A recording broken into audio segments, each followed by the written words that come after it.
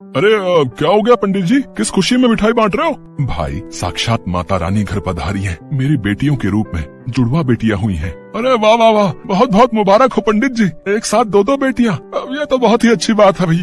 हाँ भाई देखो ना, माँ के नवरात्रे भी चल रहे हैं और मेरी पत्नी सरला ने मुझे कितना सुंदर उपहार दिया है। भाई वाकई उपहार 2 है तो मिठाई भी मैं 2 ही लूंगा भैया। क्यों नहीं भाई, जितना चाहे उतनी मिठाई लो।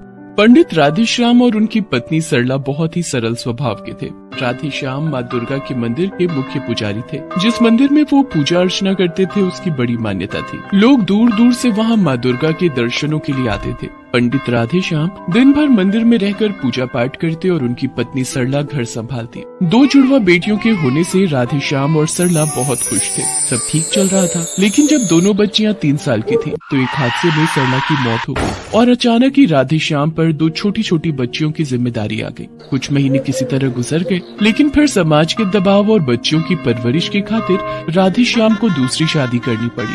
कोमल, ये है मेरी दोनों बेटियां अम्बा और गौरी।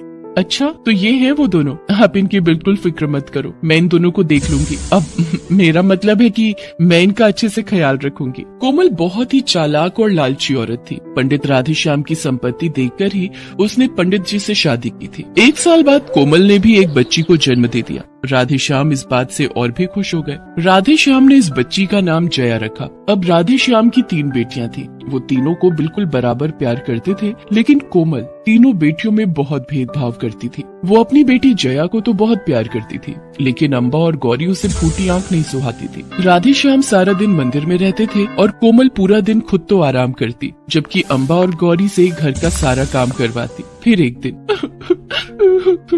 क्या हुआ गौरी, रो क्यों रही हो? देखो ना दीदी, जया ने मेरी गुड़िया तोड़ दी। तो क्या हुआ? कोई बात नहीं, वो हमारी छोटी बहन है ना, उसे माफ कर दे। ठीक है, तुम कहती हो तो कोई बात नहीं। वक्त बीता और अब तीनों बच्चियां बड़ी होने लगी। कोमल ने अपनी बेटी जया को तो बढ़िया स्कूल और कॉलेज में पढ़ाया, जबकि अम्बा और गौरी की पढ़ाई सरकारी स्कूल से करवाई। घर में शांति बनी रहे, इसीलिए राधेश्याम भी कोमल से बहस नहीं करते थे और इसी का फायदा उठाकर कोमल अपनी मनमर्जी करती थी। फिर एक बार जब नवरात्रि का त्योहार आने वाला था तब। पिताजी प्रणाम। जीती रहो मेरी बच्चियों, माता रानी तुम दोनों को हमेशा खुश रखे। पिताजी, मुझे आपसे एक बात करनी थी।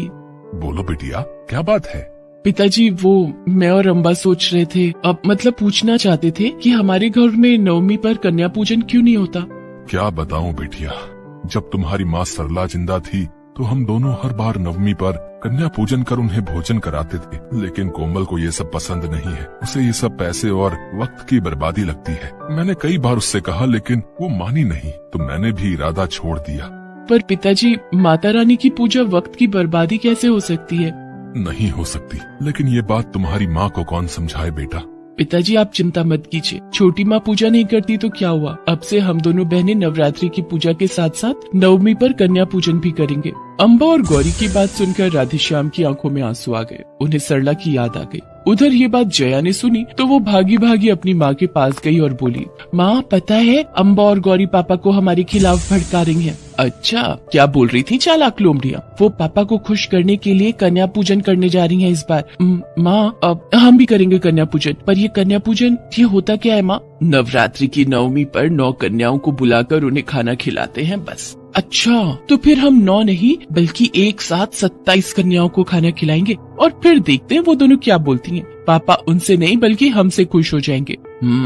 बात तो ठीक है, पर जरा ये बता कि 27 लड़कियों का खाना बनाएगा कौन? अरे माँ, आपके पास तो इतने सारे पैसे हैं, थोड़े से हलवाई को दे देना और वो बना देगा सबके लिए खाना। अब तो पंडित राधेश्याम के घर भक्ति और पैसों के बीच जंग होने वाली थी। नवरात्रि शुरू हो चुकी थी। अम्बा और गौरी पूरी श्रद्धा से माँ की पूजा अर्चना करती तो उधर जया और कोमल को तो बस नवमी का इंतजार था। घर में ऐसा भक्ति का माहौल देखकर राधेश्याम भी बहुत खुश थे। फिर नवमी का दिन भी आ गया और उसी सुबह, गौरी हलवा तैयार हो गया क्या? बस होने वाला है दीदी। अच्छा जल्दी कर, अभी तो पूरियां भी तलनी है, छोले तो बनकर तैयार हैं।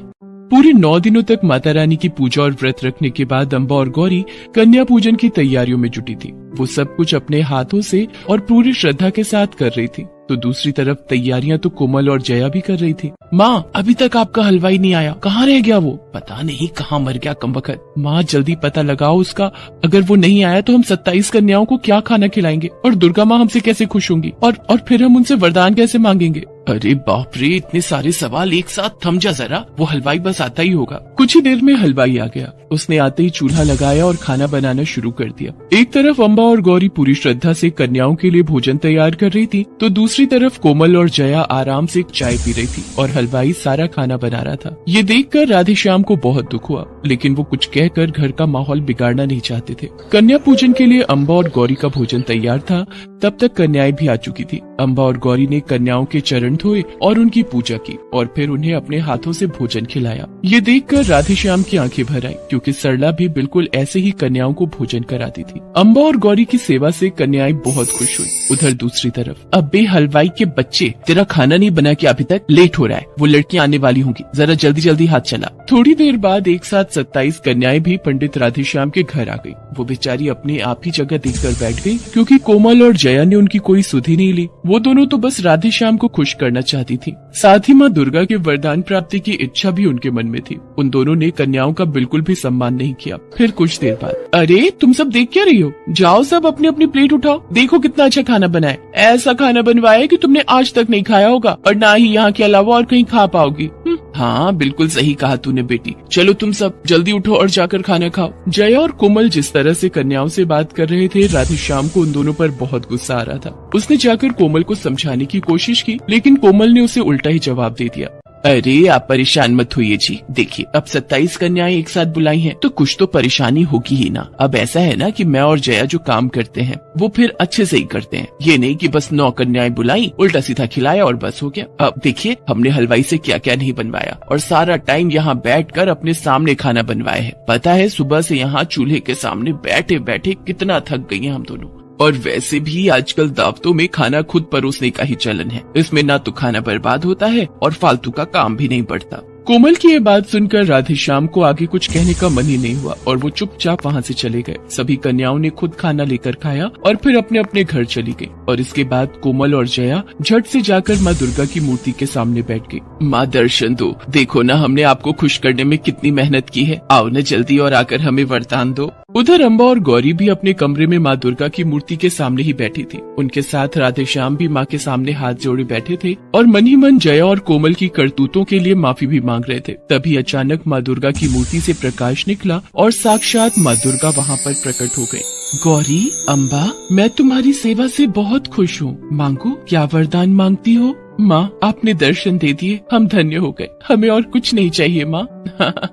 अब क्या हुआ माँ? जिन्होंने इतने प्रेम और श्रद्धा से मेरा और कन्याओं का पूजन किया, उन्हें मुझसे कुछ नहीं चाहिए, और जिन्होंने पूजा करने का सिर्फ दिखावा किया, कन्याओं का अपमान किया, उन्हें मुझसे न जाने वरदान में क्या क्या चाहिए। ठीक है, कोई बात नहीं, उन्हें करने दो दिखावा। उन्हें मेरे दर्शन नहीं होंगे और न ही कोई वरदान मिलेगा, और यही उन दोनों का दंड है। माता रानी ने अम्बा और गौरी के सिर पर प्यार से हाथ रखा और फिर वापस मूर्ति में समा गई। अम्बा, गौरी और राधेश्याम ने फिर सच्चे मन से एक बार फिर माता रानी के नाम का जयकारा लगाया। जय माता दी।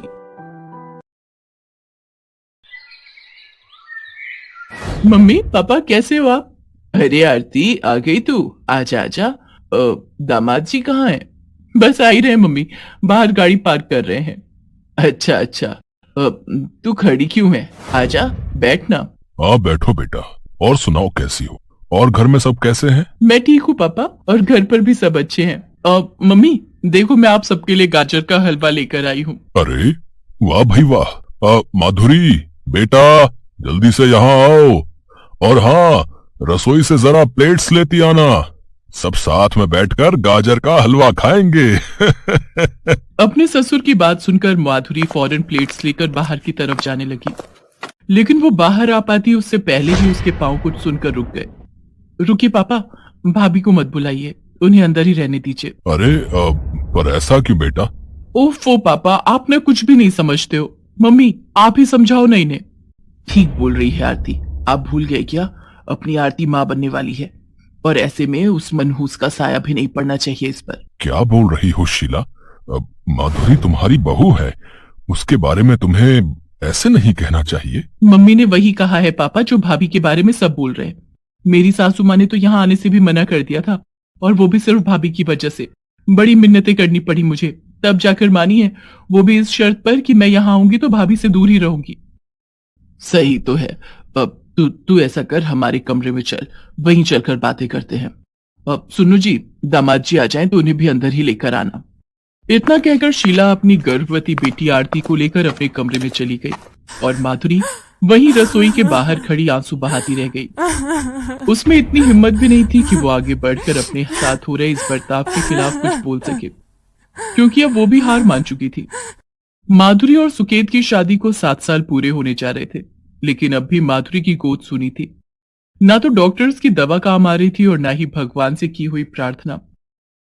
माधुरी की सास और ननद के साथ साथ खुद सुकेत ने भी अब यही मान लिया था कि माधुरी एक बांझ है जो कभी मां नहीं बन सकती। भैया, आप आ गए, कैसे हो आप? अरे अरे आराम से, जरा देखो तो इसे, माँ बनने वाली है लेकिन अब तक बचपना नहीं गया इसका।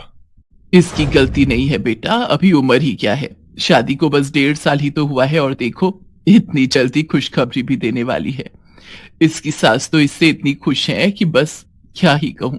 सच में बड़ी नसीब वाली हैं वो, जो इतनी जल्दी उनके घर बच्चे की किलकारियां गूंजने वाली हैं। शीला तारीफ तो अपनी बेटी की कर रही थी, लेकिन इस तारीफ की आड़ में निशाना उसकी बहू माधुरी ही थी, और इस सब में आरती और सुकेत उसका पूरा साथ दे रहे थे। माफ कर दो माँ, सच में बहुत दुख है इस बात का मुझे कि मैं आपको दादी बनने का सुख नहीं दे सका अब तक। अरे नाना मेरे बेटे, तू क्यों दिल छोटा कर रहा है? इन सब में तेरा क्या कसूर है? ये सब तो उसको लक्ष्मी का किया धरा है। जाने कौन से पाप किए हैं करमजली ने, जिसकी सजा इसके साथ साथ हमें भी भुगतनी पड़ रही है। वैसे पिछले हफ्ते तो गए थे ना आप लोग नई डॉक्टर के पास, क्या कहा उसने? वो क्या कहेगी, बस वही कि ये टेस्ट करवा लो, वो टेस्ट करवा लो। अरे अगर कुछ होना होता तो इतने सालों में हो ही जाता। बात साफ है, ये मुई बांझ है, बांझ।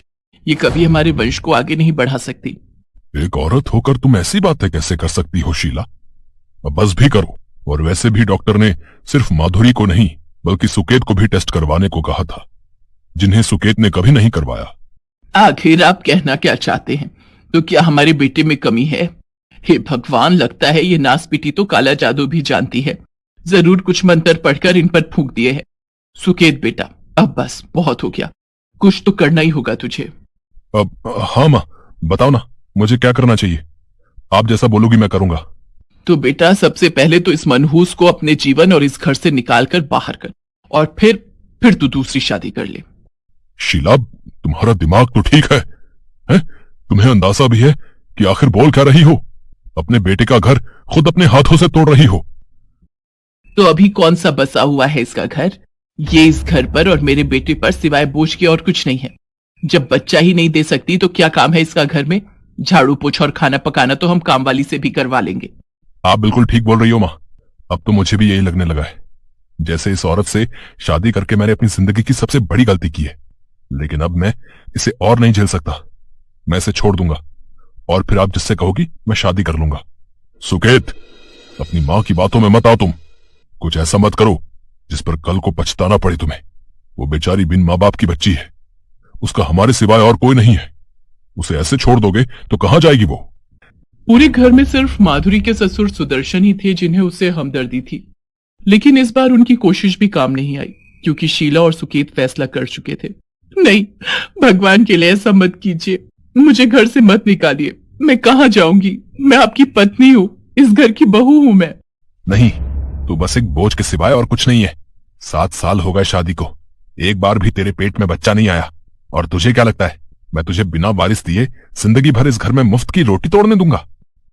ऐसा मत कहिए, मुझे विश्वास है कि भगवान मेरी प्रार्थना जरूर सुनेंगे और एक दिन जरूर मेरी गोद भी भरेगी। फालतू बातें मत कर। अरे तू तो इतनी बड़ी मनहूस है कि पैदा होते ही अपने माँ बाप को खा गई, और फिर उस चालू मामा ने मर दिया तुझे हमारे सिर पर, और फिर ऐसे गायब हो गया जैसे गधे के सिर से सींग। लेकिन अब बस, अब बहुत झेल लिया तुझे। सुकेत बेटा, चल निकाल इसे घर से बाहर। माधुरी रोती रही, गिड़गिड़ाती रही, लेकिन सुकेत ने माधुरी को घर से बाहर निकाल ही दिया, और ये माधुरी के आत्मविश्वास पर बहुत गहरी चोट थी। माधुरी से यह सब बर्दाश्त नहीं हुआ और उसने खुदकुशी करने का फैसला लिया। उसने एक बस के नीचे आकर अपनी जान देने की कोशिश की, लेकिन बस के ड्राइवर ने बिल्कुल सही वक्त पर ब्रेक लगाकर इस हादसे को टाल दिया। फिर बस में से एक महिला बाहर निकली और उसने माधुरी को डांटते हुए कहा, तुम्हारा दिमाग खराब है क्या? इस तरह बस के सामने आने का क्या मतलब है? इस बस में सारे के सारे बच्चे हैं, तुम्हें अंदाजा भी है कि क्या हो सकता था? उस महिला की बात सुनकर माधुरी फूट फूट कर रोने लगी और उस महिला से हाथ जोड़कर माफी मांगने लगी। अरे तुम ऐसे क्यों रो रही हो? कोई बात नहीं, लगता है बहुत परेशान हो। ऐसा करो, मेरे साथ चलो, हम बैठकर बात करते हैं। उस महिला का नाम ममता अग्निहोत्री था और वो शहर में एक बड़ा अनाथ आश्रम चलाती थी। उस बस में उसी आश्रम के बच्चे थे जिन्हें देखकर माधुरी अपनी तकलीफ कुछ ही मिनटों में भूल गई और मुस्कुराने लगी। हाँ, तो बताओ कौन हो, कहां से हो, घर परिवार कहाँ है तुम्हारा? घर था, अब नहीं है। परिवार भी था, लेकिन अब नहीं है। कुछ नहीं है मेरे पास और इसीलिए मैं मर जाना चाहती थी। माधुरी ने रोते रोते सब कुछ ममता को कह दिया। उसकी आप बीती सुनकर ममता को बहुत बुरा लगा। सच में पता नहीं क्या होता जा रहा है हमारे समाज को। देखो इन्हें, ये सब भी या तो अनाथ हैं या तुम्हारी तरह अपनों के सताए हुए, लेकिन इन सब ने खुशी से जीना सीख लिया है और अब ये तुम्हें भी सिखाएंगे। ममता की बात सुनकर माधुरी को जैसे जिंदगी का नया मकसद मिल गया। उसने एक बार भी नहीं सोचा और ममता के अनाथ आश्रम में रहने के लिए तैयार हो गई। ममता की बात बिल्कुल सही साबित हुई और कुछ ही दिनों में माधुरी बच्चों के साथ ऐसे घुल मिल गई जैसे वो सब उसके अपने ही बच्चे हों। ऐसे ही पूरे 2 साल गुजर गए और फिर एक दिन, माधुरी बच्चे तैयार है ना? वो लोग किसी एक ही बच्चे को अडॉप्ट करेंगे। जी दीदी, आप चिंता मत कीजिए, मेरे बच्चे बहुत ही प्यारे हैं। बस दुख इस बात का है कि इनमें से एक आज हम सबको छोड़कर चला जाएगा, लेकिन खुशी भी है कि उसे एक बेहतर जिंदगी मिल सकेगी। माधुरी अपने साथ कुछ बच्चों को लेकर बाहर आई, लेकिन फिर जो हुआ वो चौंकाने वाला था। बच्चे को अडॉप्ट करने के लिए बाहर सुकेत खड़ा था और साथ में उसकी माँ शीला भी थी, जो माधुरी को देखते ही उसके पैरों में गिर पड़ी। बहू, मुझे माफ कर दे, मैं हमेशा तुझे ही बांझ समझती रही, जबकि सच तो कुछ और ही था। खोट तुझ में नहीं, मेरे बेटे में था। और इस बात का पता मुझे तब चला जब मैंने इसकी दूसरी शादी करवाई। इसकी बीवी से छोड़कर जा रही है, उसे बच्चा चाहिए, लेकिन ये उसे बच्चा नहीं दे सकता। तो हम यहाँ बच्चा गोद लेने आए हैं। लेकिन देखना, भगवान ने कैसे सब ठीक कर दिया। सुकेत बेटा, तू परेशान ना हो, अब वो कल मुही चाहती है तो चली जाए। हमें हमारी माधुरी मिल गई है और आज यहाँ से एक बच्चा भी मिल जाएगा। नहीं, ना तो मैं यहाँ से जाऊंगी और ना ही कोई बच्चा आप लोगों के साथ जाएगा। अब मुझे लगता है कि जरूर आपने और आपके बेटे ने कुछ पाप किए होंगे जिनकी सजा आपको भगवान ने दी है। तो अब मैं और मेरे बच्चों में से कोई भी आप लोगों के पापों का भागीदार नहीं बनना चाहता। तो दरवाजा उधर है और आप लोग यहाँ से जा सकते हैं। माधुरी का आत्मविश्वास लौट आया था, क्योंकि वो जान गई थी कि ना तो वो बांझ है और ना ही बदकिस्मत। दूसरी तरफ सुकेत और शीला अब पछताने के सिवाय और कुछ नहीं कर सकते थे। जो दुख उन्होंने माधुरी को दिए थे, उनकी सजा तो उन्हें भुगतनी ही थी।